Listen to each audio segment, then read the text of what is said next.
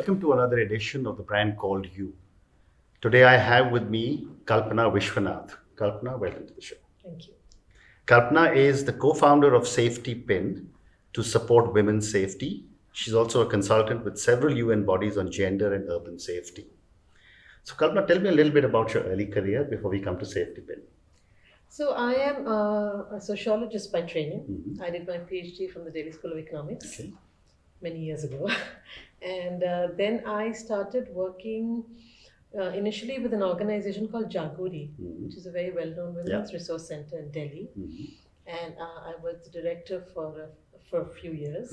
And in that period, we did a lot of work around issues of addressing women's rights, violence against women, women's safety. And that's when I really got into the area of women's safety and looking at cities and public spaces. Because around that time in Delhi, there were a couple of things that happened. There were a lot of evictions that took place, and families were relocated to the periphery of the city. And there were no services, there was no transport, there was no work. So people were struggling. And in that time, we were recognizing that we needed to look at the issues of the city, at the issues of infrastructure, services, and etc. How does it, how do we make it enabling for people, but especially for vulnerable groups like women who need to move around, but the city is actually not designed for them.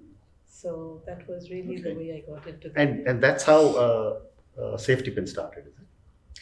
Well, interesting story is that, so I'm a sociologist and Safetipin is a technology company. So you can see there has to be a story there. Yeah, absolutely. And so I had been working on this women's safety for a long time in many, many countries around the world using this tool called the safety audit. My co-founder, Ashish Basu, is a technology and development person who had been working, so he had worked for many years at NIIT, and then he started his own stuff. And through several conversations, the idea came that why don't we take this tool, the safety audit that you people do on pen and paper, and transform it. At that time, apps were becoming popular. So we built an app, and initially we were just trying to build an app and put it out there. But what happened was the DFID, which is the UK aid, we met somebody from there who really liked the idea. And they said, okay, if you can do this, we will support you. So it was a bit of an accidental start, the whole thing. Yeah, and if you get DFID support, that is quite incredible. Yeah. So, let's start with talking about what are the primary issues faced with women's safety in our country. So I think it's a very deep-rooted issue. So there are no quick fixes. There are no magic bullets. And I think that's the first thing we have to recognize. Because people want really quick answers. So they think if you put CCTV cameras everywhere, you will address the issue. Or if you put have strict laws, it'll get addressed. But it is a very, it's an issue of social and cultural norms. It begins right in our families. The issue of treating boys and girls differently, having different value and worth for boys and girls. So it starts there. That's the messaging. Then, every institution is perpetuating that, So whether it's in the workplace, we know that in India today, the female labor participation is falling. It's falling? It's falling. It's probably the only country in the world it's fallen in the past decade. Wow. In addition, women at the top level is dismal. I think it's some 3% or something. So we know the workplace is another place where there needs to be a lot of work done. Now the education system, over time, more and more girls are going through school, they're doing as well, they're doing better, they're performing better. They enter higher education, and in many parts of the country, even in STEM subjects, we are having almost 40% girls.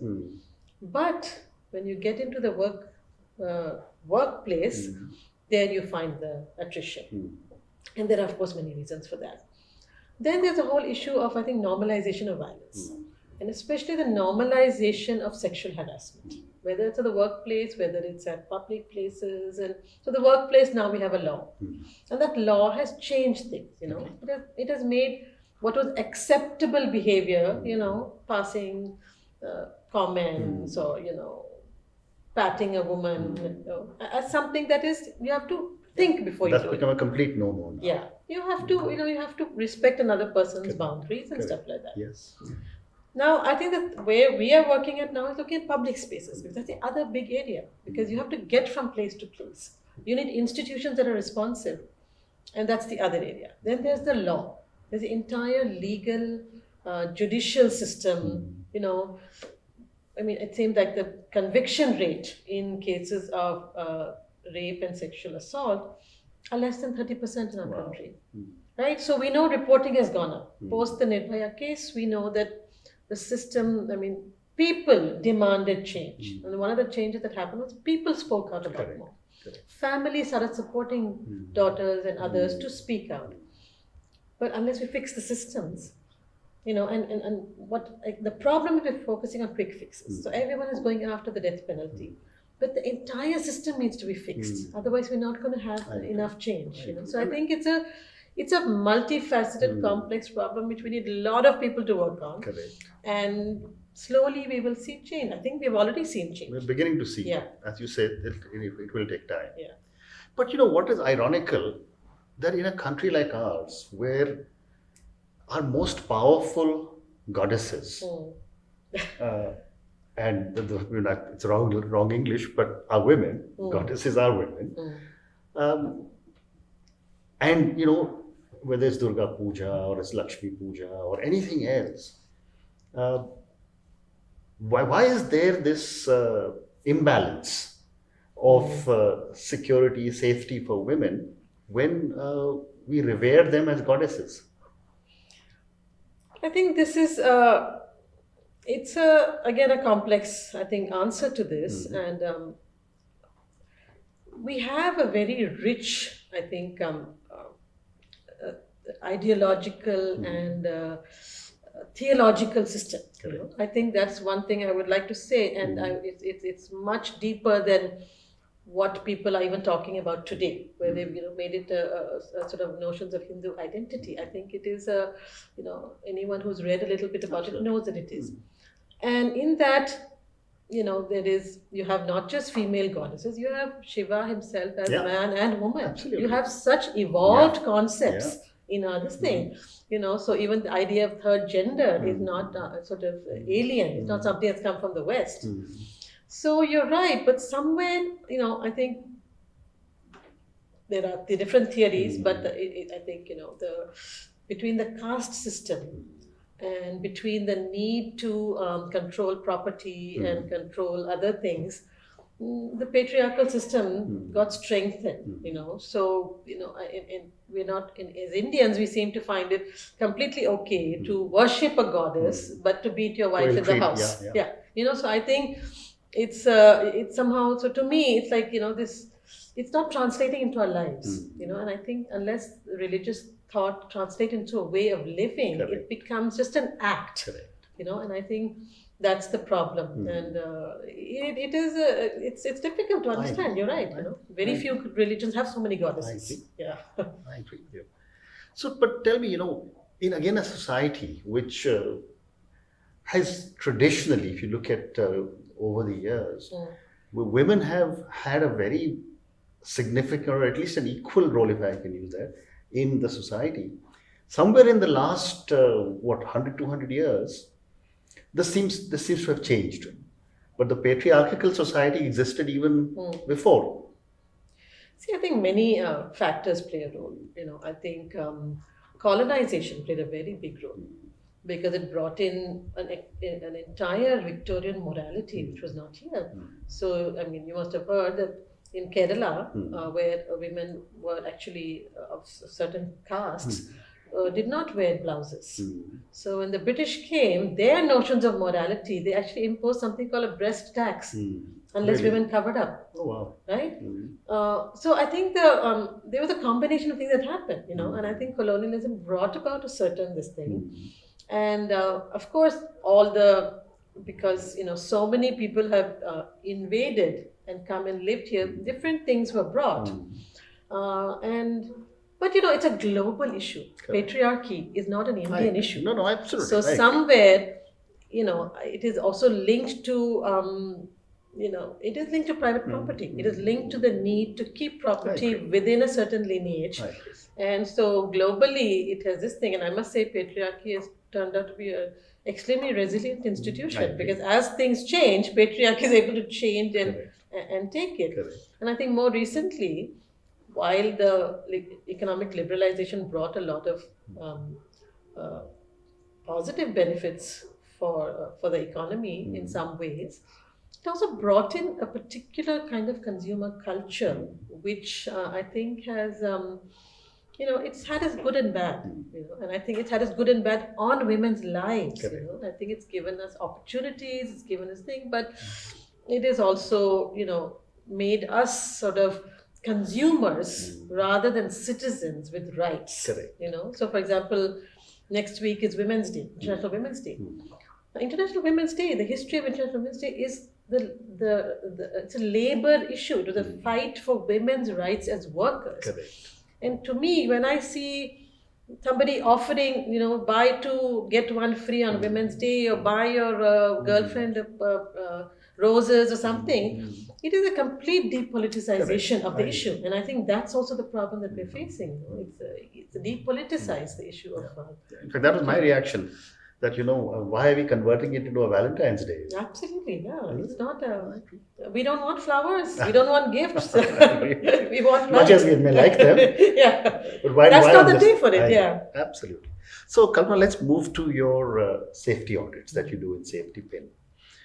What have been some over the years and some of your audits that you've conducted, if it's not confidential, what have been some of your basic findings? Okay, so we have we started Safetipin in 2013. So it's been now 6 years. And while we began in Delhi, we spread very fast to other cities and other countries. So currently we have projects. We've done projects in almost 20 cities, both in India and globally. Wow. Which includes things like Bogota in Colombia, in South Africa, in Nairobi, in Manila, in Cambodia, etc. And in India, we've done many cities. Some of our interesting findings are really that in some ways, it's the same things that make people feel safe in any city around the world. If you have well-lit streets, if you have active streets, if you have people who walk on the streets, these are the cities, these are the spaces that is safe, accessible and inclusive for everyone. And therefore, our thing is that while we say we work to build safety for women, if you make a city safe for women, we believe you're actually making it safe for everyone. So it's not that we're working only for women. Correct. We believe that affects everybody who is this thing. Absolutely. So, for example, we've done some sort of really long-term work with the Delhi government, which has been interesting. We started working in 2013 and then in 2016. So we have, just quickly, we have two apps. One is a user app, which is called My Safetipin, which anybody can crowdsource data, crowd input data, and all the data is available for the public. We also have another app through which we actually generate images of the city at night, and we analyze those images using both manual coding as well as more recently we've started doing some machine learning. So then what we're able to do, we're able to map an entire city. So for example, in Delhi, we have about, I think 10,000 roads, 10,000 kilometers of road mapped in the city. So we're able to map the entire city, then get the user-generated data through My Safetipin and sort of have a complementary database. In Delhi, for example, in 2016, when we did the safety audit, we pointed out to the government that there were nearly 7,000 dark spots in the city, where they were pitch dark, no light. The government took that data, they actually formed a multi-stakeholder group, which is very interesting, because what happens when you go to one MCD, they say, "Ye hamara road nahi hai, it's PWD road," and they just pass the buck. So this time, the Delhi government got everyone around the table and said, if someone said this is not mine, they immediately pointed it out. So they actually fixed, and when we did an audit again in 2019, it had come down to about 2,700. So that was one positive thing we had. Another very interesting thing we did was in Colombia, in Bogota. They have about 400 kilometers of bicycle track in the city. And they asked us to audit it. And about 70% came out good. But the 30% which was not good, they used that data to make it safe, to decide where to put the bicycle stand so that women felt safe enough to use it after dark, where to put CCTV cameras. So it has actually been used to improve. In Hanoi, it was used to actually design metro stations. Wow. How to design metro stations which are safe and connected for people, women to walk to the metro station. So we've had some successes. People have started using the data, which is really... What is very encouraging is that government is using this data because for infrastructure and safety, the government is probably the only organization that plays a significant role. Absolutely. They're the only stakeholders, actually. You're right. Which is why in the beginning we began working. It's not that we don't work with private bodies and companies, but what we do is we give them the data so that they can advocate for change. At the end of the day, nobody can put up a street light. Correct. Only the government can put a street light. Absolutely. Right? Only the police can improve policing. So it is. But what has been my learning is that if you give robust data, they want to listen. If you go with a little bit of this and that, some examples, some experiences, then they push it away. But when you go with good data, I am finding they are responding. Very interesting. And does the police also use a lot of this data? In some places. So again, it's in different cities, we've sort of tied up with different this thing. In Delhi, actually, Delhi police has used our data to even determine their patrolling. Wow. So Delhi, we've actually, because I also live here, we've done some very systematic work. We have done some work in Gurgaon also. So about 3 years ago, they had actually asked us for some. Hindustan Times had done a full 2-day study of the entire city with our data. One was on residential complexes and one was on commercial areas. So when that data came, the government actually sat up and they asked us. So they also looked at that time, if you remember a few years ago, the lighting in Gurgaon was really bad. So they used our data to improve about 600 points in the city, where we pointed out that lighting was poor, but women are using. So we also do this correlation between our different parameters to say where do people go and where is infrastructure absent. And maybe if you want to prioritize, that's what you should prioritize. Amazing. Thank you. So let's talk a little bit about gender balance. It's been talked about by everybody. The Western world brought it in 10 years ago. A few years ago, it was discovered in India. You're a member of the UN Advisory Group on Gender Issues. What are some of the key challenges? So the UN, the key challenges are in the 17 Sustainable Development Goals. Correct. This is the 8 Millennium Development Goals. Yeah, post the Millennium Development Goals. In 2015, the SDGs were brought out. They're 15 years. So 5 years are already over. So this year, 2020, the Secretary General of the United Nations has said, this is the decade of action. So every UN body now is saying, we want action. That we know the problem, we've identified the issues, but we need to meet our goals because very, very few countries are reaching the targets that they are setting. So I think within the UN, the recognition and by member states, it's not UN, at the end of the day, it's member states, governments who sign it. I think the issue of inequality, not just poverty in itself, but inequality is a big one. And there's a big gender dimension to inequality. There has been a lot of work around the issue of the feminization of poverty. So I think that for us as the advisory group, what we're saying is that every issue has a gender aspect. So let's not address, if you want to improve, for example, even if you address climate change and resilience, we know that women, older people, migrants, they face the burden of climate change. So like when the floods happened in Kerala, who was doing the rebuilding of the homes? It was the women, right? So we need to recognize that. And I'll give you one very small example that if we don't recognize that there are different people, so our cities, for example, have been designed for men. Our transport has been designed for the idea that a man goes to work in the morning and comes back in the evening. So we have something called the rush hour. But there's enough evidence to show that is not the way women travel. Women may go in the morning, come back in the evening, but in addition, they also go and drop their children at school. They go and pick them up. They sometimes have to go to the market. They are the ones who do all the work of care. So there's an elderly person in the house who takes that to the doctor. So unless transport is built for all of this, you don't this thing. So you have to start unpacking and bringing people to the table. So whether it's women, whether it's children, I think children have a voice today.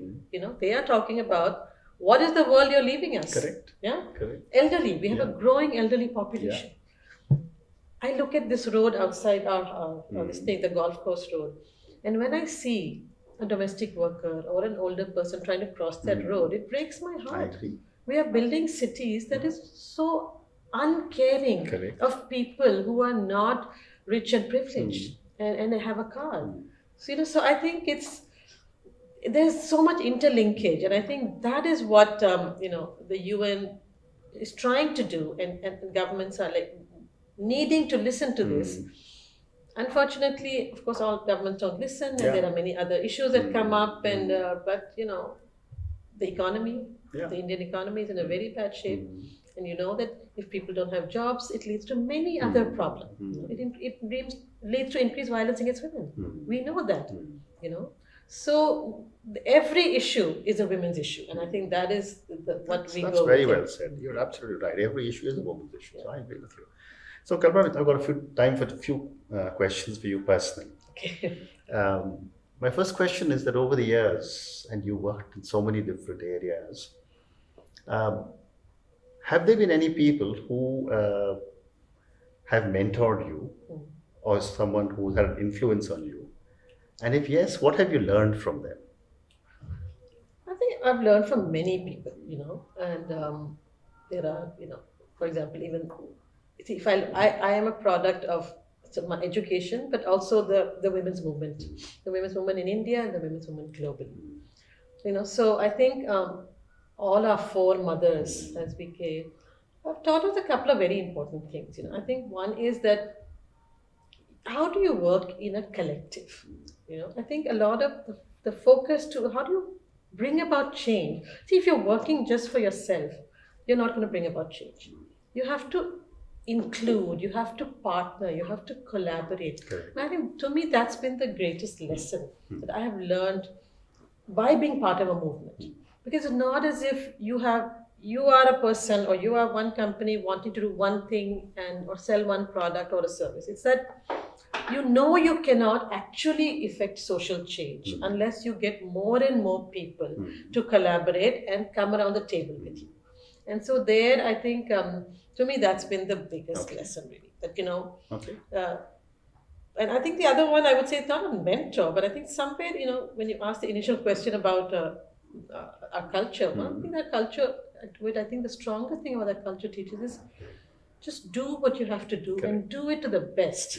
And you will get the rewards. Correct. You will reap the benefits. But if your eye is on that, and I think personally, and that is what I would like people who work with me to learn, that, don't rush for the awards and the rewards, but rush, if you do your work, it'll all come. Correct. It will come. I have rarely seen someone who's worked really well and has not got rewards. I agree with you. Yeah. So my next question is, what would be 3 words that define Kalpana? Okay, so I think one I would say is collaborative. Okay. Yeah. I think the second word is, I think,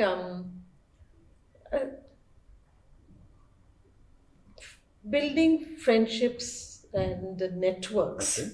In order to, so I think networking, collaborating, and I think a balance. Okay. Balance. So I think, though I do have a very strong feminist perspective, I find that I'm able to interact in different spaces. I can work with the government, I can work with the UN, I can work with companies, I can work with very radical spaces. So I think somewhere a little bit of a balance I do have. Wonderful. So my last question to you, and this is a question on failure. In India, or for that matter, most developing countries, we don't teach our children that it's okay to fail. And this really reflects in the behavior patterns we have, whether it's on roads or whether it's in an aircraft or wherever we go. Yet we fail all the time. My question to you is, what have been some of your learnings for your mistakes or your failures? I think the best learnings that I have got are from my failures. And I do believe one thing is that the earlier you have disappointments and failures, the better you're able to cope with it. So I agree with you that we should not protect our children so much that they do not face rejection, failure. No, I mean, I'm not saying bullying is good. I'm saying that, you have not done well in the exam. You have this thing, it's just important to learn it. It's important to feel that pain, but also recognize you can go on. So, I mean, having started an organization, Safetipin, I mean, we've had some wonderful successes, but every day is a struggle when you're running an organization. And there are many projects that do not come through. There are many times you've collected the data, nobody's doing anything with it. Getting individuals to use the app has been such a challenge in a small organization without large marketing budgets. So everything is a constraint when you're running an organization. And I think, what I've learned is that every day you wake up and you say, I will get through today. I will do this, and I will do it to the best of my thing. I will motivate my team to work on this. And because unless you're not going to have success without failure. It is not possible to just go from success to success. And I think it's important to talk about our challenges. It's important to talk, and I think it's important to write about it, because like sometimes I look even online to say, have other people, who started an organization gone through some of these experiences? So I think writing, having different kinds of groups and stuff like that is an important one. I think and we need to learn. I think we need to accept it. We need to accept the heartache that comes with it.